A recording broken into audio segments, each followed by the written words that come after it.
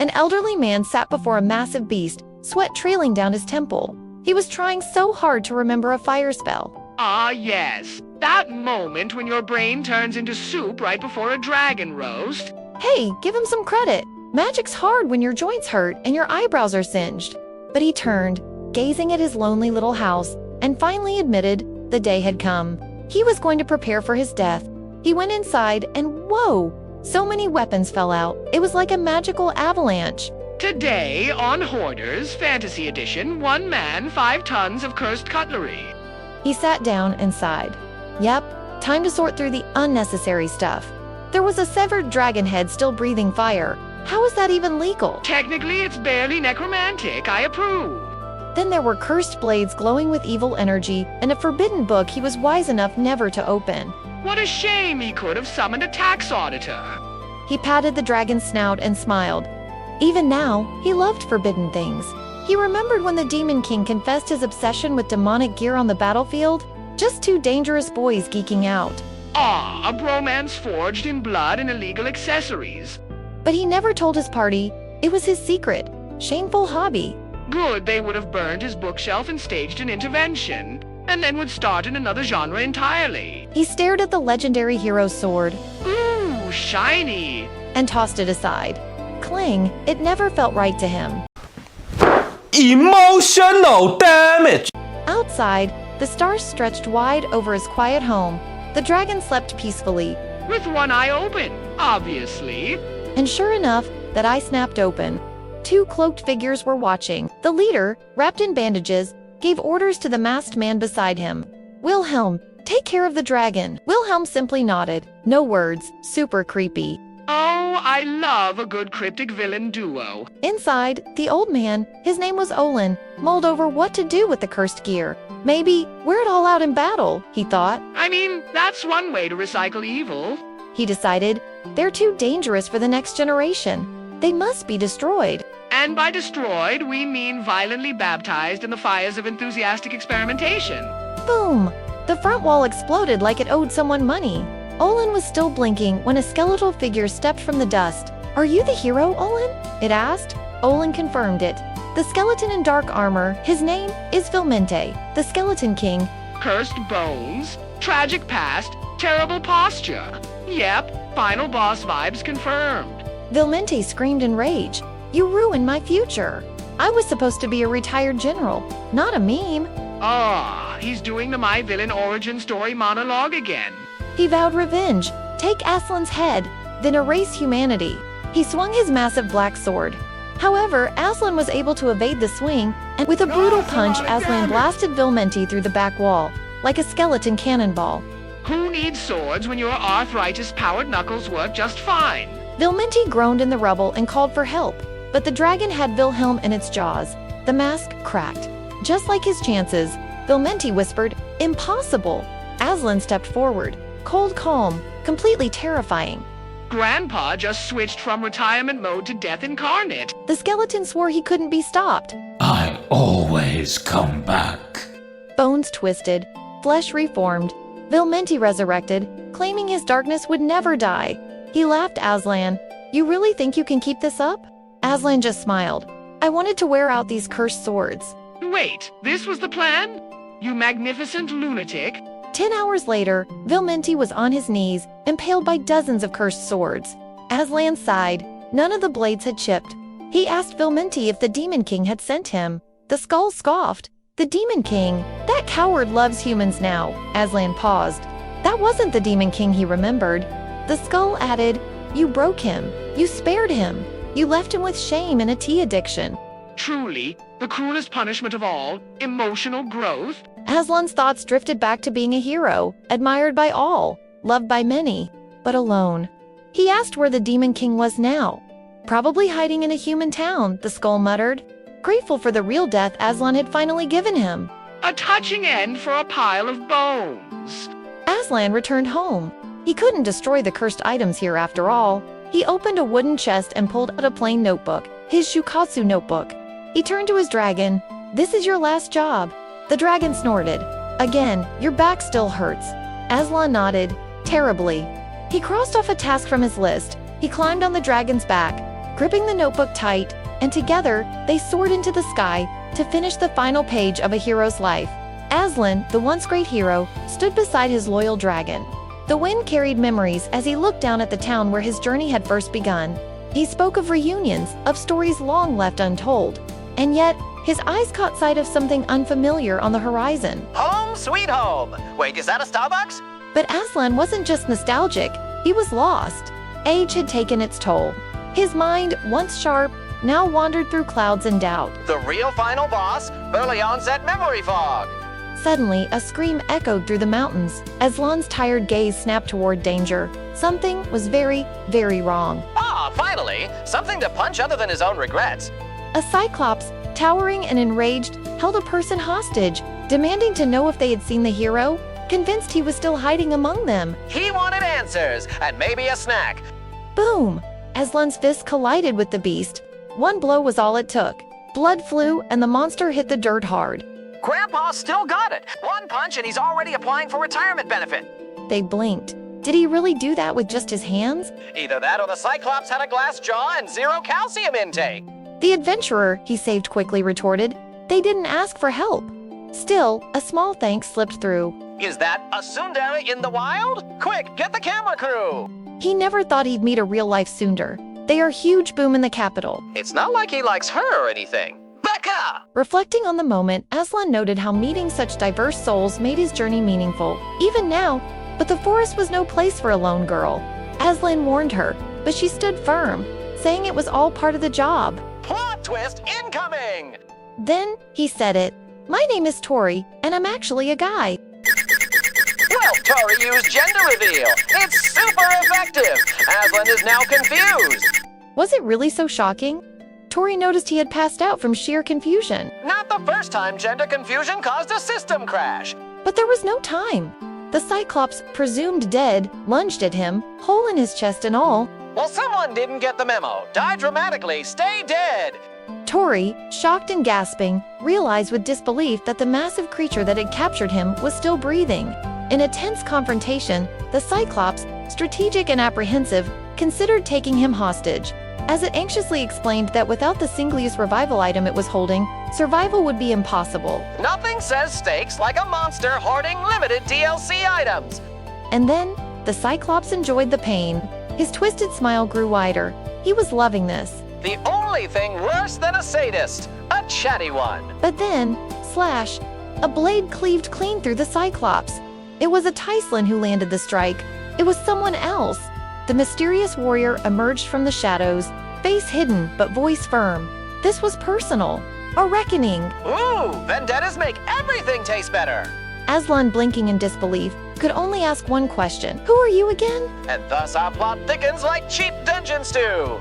The mysterious figure, resolute and courageous, faced the duo, declaring that they had finally met. Ah, nothing like a good old showdown to start our story. Giants and grizzled warriors, a classic. The mysterious figure, with an accusatory tone, challenged him by reminding him of the days they fought together, asking if he had forgotten those times. Tori, agitated and confrontational, questioned the old man Aslan, whose bewildered expression showed he had no recollection of the person he was referring to. Memory like a sieve, that one? Or perhaps a selective amnesia, very fashionable among the elderly. Aslan joyfully acknowledged that it had indeed been a long time since they last met, reflecting on how they had recognized each other's efforts and became good friends, while Tori smirked with amusement at the shared memory. Nothing like a little reminiscing to soften a battle-hardened heart, or maybe just to distract from the impending chaos. However, the mysterious figure lied. Aslan, realizing his mistake with a sense of regret, admitted that he had lied. The mysterious figure, with determination and anger, confronted him about his deceitful words and called him out for not remembering. Oh, the audacity! Calling out an old man for a faulty memory, brutal but honest! With that resolve, the mysterious figure launched an aggressive attack toward Aslan, declaring he would make him remember by force. When words violent speak louder, eh? Very direct. The mysterious figure unleashed the shrinking earth spear in a powerful attack, directed at the old man. The shockwave shattered the rock behind the old man, leaving Tori stunned. Amidst the chaos, Tori anxiously shouted a desperate plea for the old man's survival. Ah, a dash of tender concern in the middle of a brawl. How quaint. Reflecting on the fallen hero, the figure lamented that humans cannot defeat old age, but it was fitting to be the one to put the hero to rest. However, Aslan bit forcefully into the spear, creating an ominous atmosphere. Aslan cursed as he realized it was akin to Minotaur jerky, and he can get addicted. Jerky toughness? I'm suddenly craving a snack. Confidently, Aslan blocked the spear attack effortlessly, leaving the opponent frustrated and demanding release. Locked. More like, not today, friend. You can't get through the gates without the password. With a toothy grin, Aslan dropped a small object to the ground, creating intrigue. Flabbergasted, the figure realized their spear had been bested by the old man's calmly adjusted dentures. Dentures! Who knew the secret weapon was just a good set of teeth? Marveling at the orichalcum dentures, Tori anxiously checked on the older man's well-being. Pensive in the barren landscape, Aslan recalled a memory triggered by the recent strike. With a piercing gaze, Aslan confronted Julius, asking if he was indeed who they thought he was. Ah, the classic "Are you who I think you are" line always sets the mood. Tori contemplated the identity of the enigmatic figure, feeling recognition upon hearing the name Julius. Acknowledging with satisfaction, Julius watched as Aslan's memory finally returned. The masked figure revealed himself as one of the former demon kings, 6 demon generals, Julius of the Severed Flow. Now that's a name that demands attention. Very menacing. Shocked by the revelation, Tori reacted with astonishment over the 6 demon generals' rumored power to destroy nations in a single night. With an intense gaze, Julius challenged the hero to recall their identity and purpose, creating an ominous atmosphere. Surprised and wide-eyed, Tori reacted in shock as they realized the old man is the hero. Tori realized the looming danger, while Aslan silently assessed the ominous situation. Overwhelmed and terrified, Tori feared of the battle between the hero and one of the Demon King's generals. Terrified? Well, I would be too! Those generals don't mess around! I'm really worried. The demon generals are coming, and the battle ahead, it's going to be so dangerous. Are you sure you're ready for this? I just don't want anything to happen to you.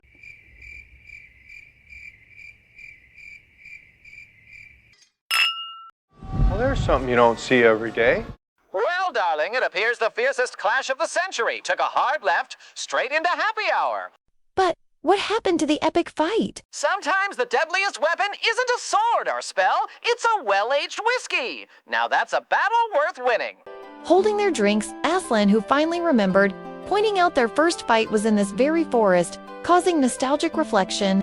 He recalled their past weakness, remembering how he and Julius were once too feeble to resolve conflicts. Another time they were chased by a bear, cowering for their lives. Despite being enemies, Tori reflected on unexpected bonds formed on the battlefield.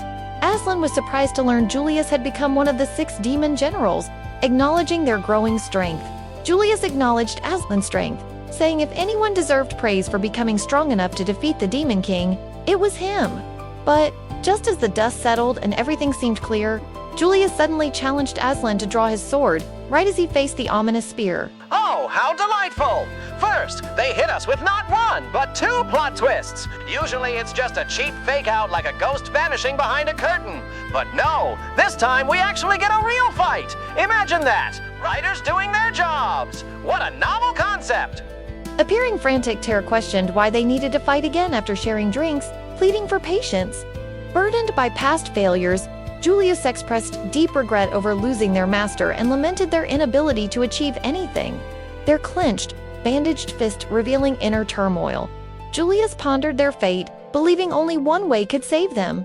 Resolute to prove their honor, Julius acknowledged they must settle the fight with the hero and face an honorable death as a warrior.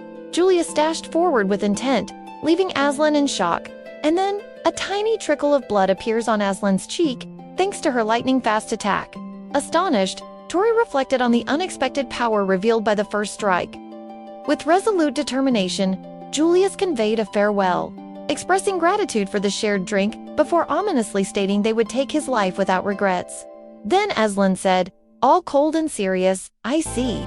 Aslan confronted Julius with a sword, issuing a challenge that felt like preparation for death. Exuding confidence and determination, Julius confronted Aslan, suggesting it was time to settle their differences. Oh wow! Legendary warriors finally face to face. You can feel the tension in the air. Their killing intent is so strong, it cracks the ground beneath them and even sends other beasts fleeing. Oh yes, nothing like a little murderous aura to ruin a perfectly good picnic. And then, oh, this is so awkward. A tiny rock gets knocked loose and bonk. Right on the old man's head. Ouch! He doesn't even flinch though. Julius narrows her eyes. Oh, she is laser focused on her opponent. Meanwhile, Tori is trembling like he's in a horror movie, realizing, yeah, if he stays, he's toast. And he's not even the main course. The battle explodes to life. She unleashes her revolving fang spear. Spinning energy waves race toward the hero. He takes the first destructive waves head-on, but Julius isn't done. Nope, she says there's more. A stray projectile veers off straight at the terrified adventurer. He squeezes his eyes shut, bracing for the end. And this is where we roll the credits. Oh, wait. Whoosh! Aslan's dragon lands between them, shielding him completely. Tori stares up, amazed, asking if the dragon just protected him. Julius recognizes the beast instantly, an elder dragon with impenetrable hide. Julius is so confused. Dragons only bond with the strong. So, who is this kid? But nope, he shrugs it off. Not important right now. Ah, the classic I'll deal with this plot twist later maneuver. Actually, that will be important later, but shush! That is a spoiler, and we don't want to ruin the surprise, now don't we? She turns back to Aslan. Time to get serious, she says, but he just plays dumb. When she demands to know why he's not using the hero's sword, he admits he doesn't like how it looks. Centuries of legend, divine forging, a blade to save the world, and the man rejects it like it's last season's fashion. She's stunned. Her bangs drop over her eyes as she processes the sheer pettiness, and then boom, she explodes with rage. She swears she forced him to use it. She leaps high, preparing her Shrine King Earth Spear. The deadly thrust comes down, and then, oh, this is priceless, his sword to break. Julia stands over him, asking again if he'll use the sword. His answer? Nope. So she slaps him, again and again, demanding he fight back. But he just sits there. Then, she feels it. A creeping unease, like she's been pounding on a giant boulder. And then she knows this man is a wall she can't break. Aslan thanks her for loosening his stiff muscles. The hero's expression changes. Gone is the gentle old man. Now there's a terrifying force in his eyes. He draws the hero's sword at last, honoring her strength. Now he's serious, which is never good news for the other guy. She's thrilled. Finally, the fight she's dreamed of. She floods her body with magic, her broken spear glowing bright. Tori can feel the sheer force. It's equal to the hero's blade. However, Aslan's cold expression doesn't change. He moves with such speed that Julius can't even react. His blade slices clean through, severing her arm. But Julius's warrior spirit refused to back down. She gripped her spear with her mouth, refusing to surrender. She screams, it's not over. She will surpass him. Her eyes blaze with determination. He meets her final charge head-on, commending her strength. The tip of his sword breaks off and falls between them. Aslan holds the broken blade to her chest. Well done, he says. A single tear falls as she whispers. She stares, frozen, eyes wide in horror. A brutal flash, steel slicing through flesh, burns itself into their mind. But Tori's shock twists into disbelief. They whip toward him, voice sharp with accusation. Was it really necessary to kill her? Moments ago, they were laughing, drinking together, and now, And just like that, the curtains close. Or so one might think. only for Aslan to say, she's still alive. Aslan looks around, puzzled, wondering where she is. Aslan suggests Mabe over Hirschelder, and then, oh no! Tori recoils in horror. There's a slime sitting there. The slime speaks with Julius's voice. She mourns her total defeat. Tori stammers in confusion. Isn't Julius right over there? But her humanoid form melts grotesquely into a puddle, leaving the adventurer gagging. Gramps confirms Julius is a slime. Oh, how the mighty have squish! But in all seriousness, that, my dear, is a delicious little twist. A lady who's actually a slime. Oh, I do adore when people turn out to be a little more gelatinous than expected. And as for that deja vu, well, perhaps you have heard something similar before. Or perhaps it's simply your mind leaking memories like a sieve. Either way, what a delight. Nothing like a surprise shapeshifter to keep the story fluid. Tori remembers the flashback where Aslan and Julius fight for the first time. Tori realizes their first battle was different from what he thought. Tori marvels a slime who trained so hard she reached human form. Incredible, maybe. Maybe traveling with them could make them stronger too. They're just about to ask if they can join when a man in a suit with a chicken's head. And here comes trouble in poultry form. Tori screams, a flying chicken. Deeply offended, the newcomer declares he's a phoenix.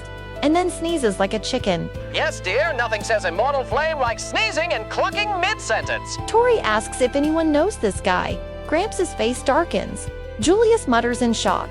He introduces himself as Cockatrice of the Phoenix, one of the 6 demon generals. And his goal? Kill the hero. First the Skeleton King, then Julius, and now a Phoenix. Wow, it's like all the demon generals are taking turns trying to kill him.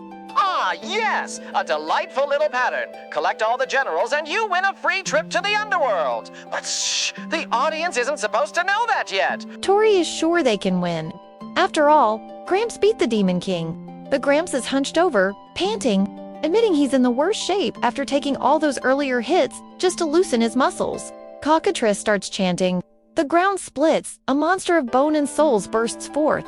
The dragon beast roars, lunging forward to attack the small vulnerable group. Ooh! And then, guess what happened? His pet dragon swooped right in, wings wide, and blocked the beast's attack. Julius, with no other choice, reforms into a smaller combat form, barely holding together. Tori wonders aloud, why on earth would demon generals be fighting each other? Julius answers, her voice steady but with a hint of weariness. My loyalty's always been to the Demon King, not to that cockatrice. Then, with a sharp edge, Julius questions Cockatrice's motives. Why target the hero when he doesn't even have the spirit to fight him? She points out his puzzling lack of real interest in the matter. With a confident tone, explains that Demon Society needs a new, strong leader, someone who can restore order to their chaotic ranks. Julius adds, almost casually, and the hero's head would be the most fitting proof of power. Cockatrice's eyes widen in surprise, clearly impressed, as he admits her logic is very insightful. The beast overwhelms the group, pinned down. Tori eyes burn with defiance. Weakness is no excuse. Tori shouts to draw the monster's attention, yelling for it to come over here. With gritted teeth, they resolve to create an opening even for just a second. But Aslan, in a worry, told Tori Nuu, don't do that.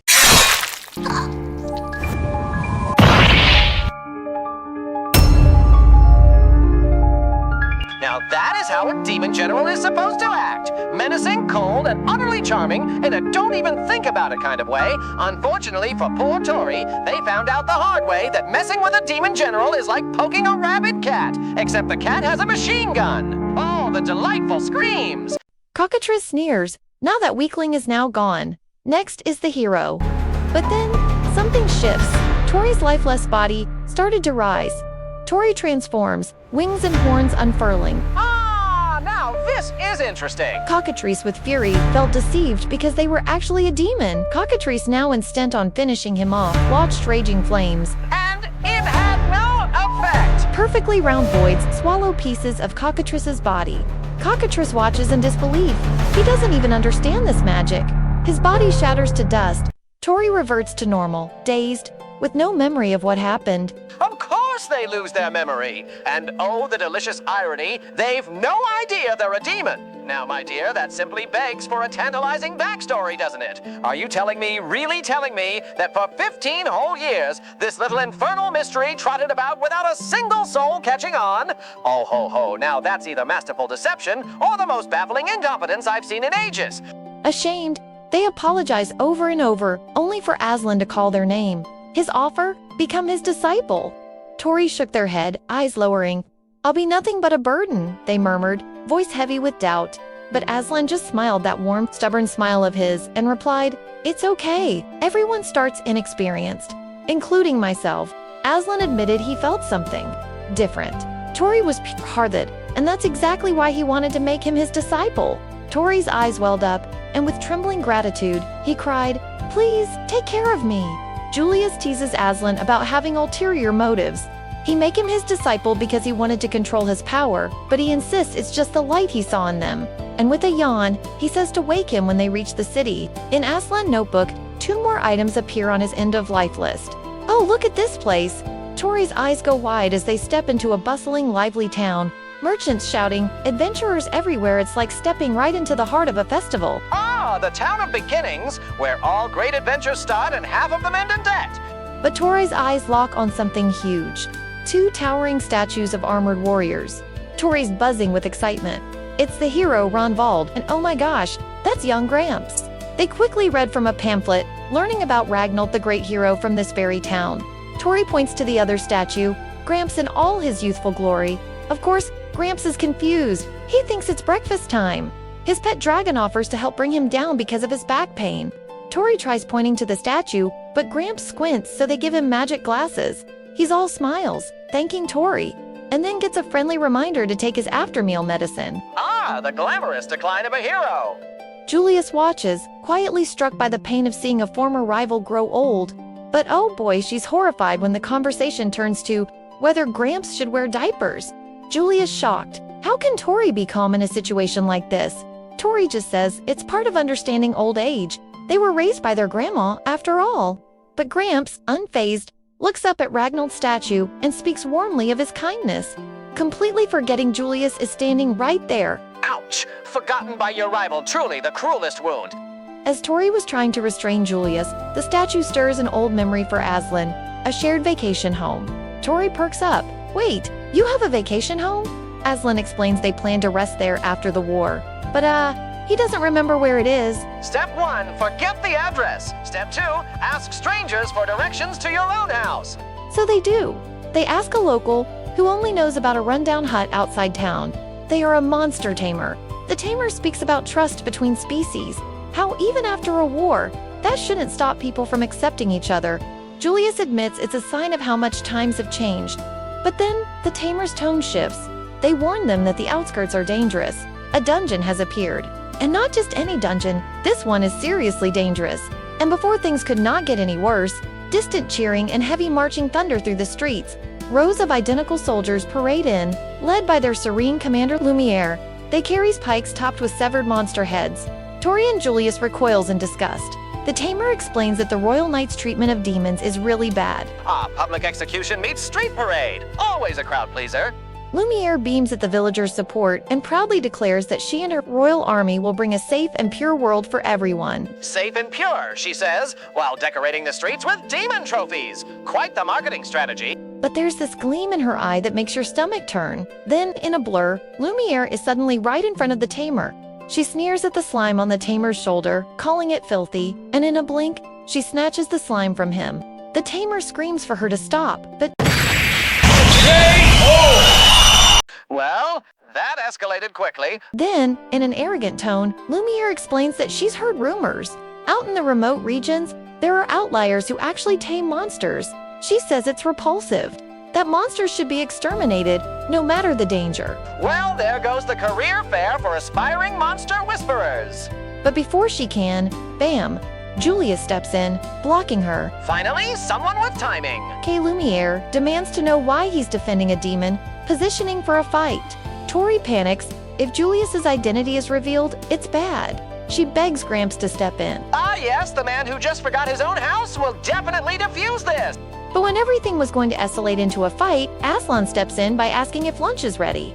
Julius freezes even Lumiere. Then he points at the slime, saying it's his meal. Bold strategy, pretend to be a senile cannibal. The crowd is horrified. And then, Julius and Aslan start arguing over the slime. Julius demands to know if Gramps has finally gone senile before it can spiral. Lumiere cuts in, saying that as long as the creature is disposed of, AHAHAA's no complaints. Julius storms over, grabbing Gramps by the arm, furious, but Aslan just smiles smugly. Turns out, it was all an act to stop a fight before it started. Still, Julius snaps. Why couldn't you just take care of him? And Aslan calmly replies, he's the leader of the Night Order. If you fight him, it'll cause a big issue. The monster tamer thanked the group, then they move on, planning to find the vacation home. Gramps claims he remembers the way until they arrive, and the house is wrapped around a giant tree. A dark-horned knight cuts down soldiers below. Chaos everywhere. Soldiers tell them to fall back. Lumiere has arrived. Tori puts it together. This is the dungeon. She demands answers, and Gramps calmly says, "Yep, that's his vacation home."